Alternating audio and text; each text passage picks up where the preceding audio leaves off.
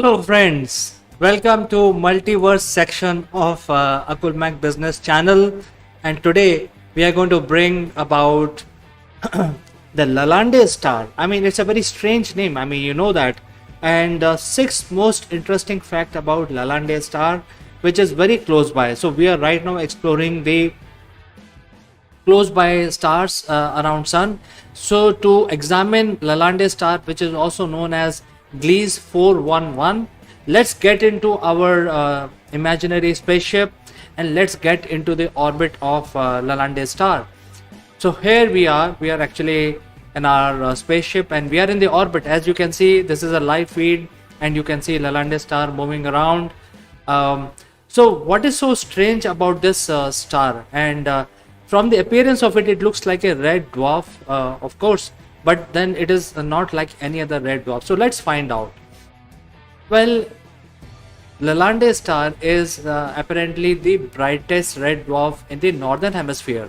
So even though red dwarf emit very little light, we know that already because they are much smaller than our sun, which is also yellow star. See, red dwarfs emit light mostly in the infrared spectrum, but in spite of that, this red dwarf is the brightest red dwarf in the northern hemisphere. So this is why this is quite strange. And when we say it is brightest, probably it is also having a lot of energy in it. So I'm sure this star is not like any other red dwarf. It may be more energetic red dwarf. So let's move ahead on our journey. Well, it is right now about 8+ light years away from sun, but it is moving towards sun, and in about 20,000 years it would have reached its closest estimated point of 4.65 light years from sun. And then at that distance the star will look much bigger and much brighter, and if humanity is around at that time, there will be a better opportunity to examine Lalande star. Because it will be much closer. It will be as close as Alpha Centauri, if you want to have a comparison in terms of distances. Now, why this called Lalande star? Because this star has been named after the astronomer who discovered this star way back in 1857. He was a French astronomer. His name was Frederick Wilhelm Arge Lander.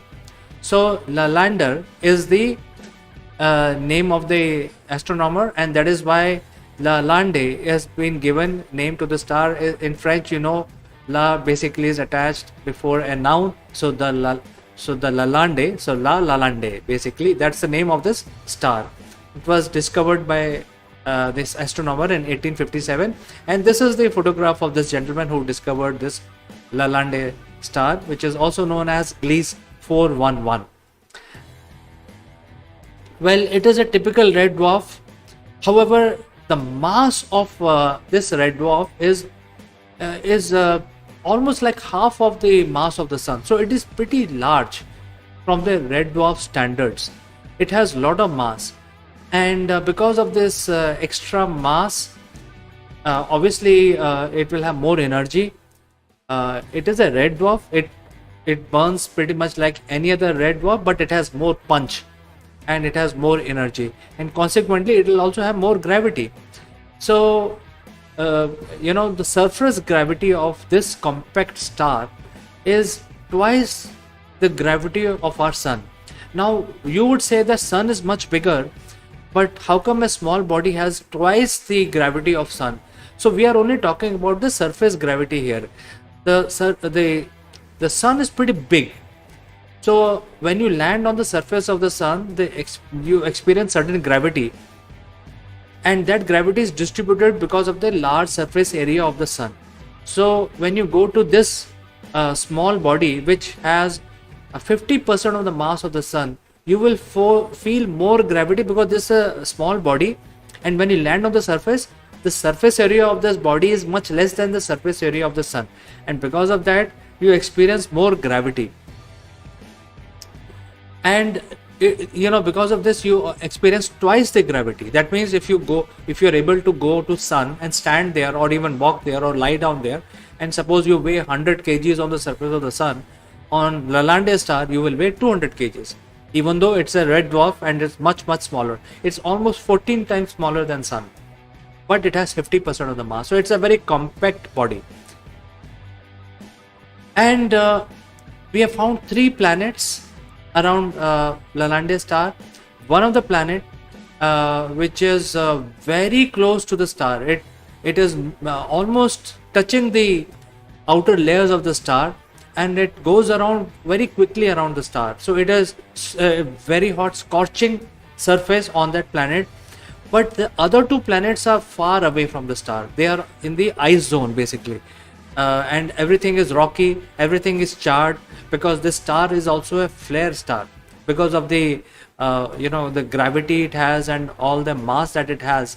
It flares up once in a while, and it basically for few minutes these flares, and then it char everything in the solar system, including these planets. So once in a while these all these planets are basically showered with this very high energy particles from the star, and even though the other 2 planets that we have found are very far off from the star in the outer region of the solar system, still they get charred by the activity of this star. So friends, this is something that I wanted to bring to you today in our multiverse section, and hope you enjoyed watching these interesting facts about Lalande star. And share your thoughts, share if you know something more about what I have informed you. And as always, thanks for watching, and I will meet you with another celestial body tomorrow in multiverse. Until then, I'd like to say goodbye. Bye bye.